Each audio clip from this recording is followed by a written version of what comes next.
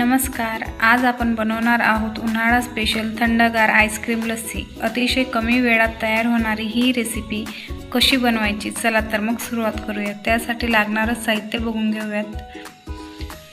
इथे मी आईस्क्रीम घेतलेली आहे, 1 कप दही, पिठी साखर आणि बदामाचे काप करून घेतलेले आहेत।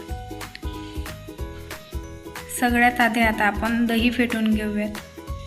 मी इथे मिक्सर भांड्यामध्ये दही टाकून घेतलेले आहे। आता याला 10 सेकंदपर्यंत आपण फिरवायचं आहे। 10 सेकंद नाही तर पातळ होते लस्सी, त्यामुळे आपण मिक्सरवर फिरवून घेणार आहोत। इथे मी 10 सेकंद दहीला फिरवून घेतलेले आहे। यात आता आपण पिठी साखर टाकूयात 2 चम्मच। आता यात मी पिठी साखर टाकून घेते 2 चम्मच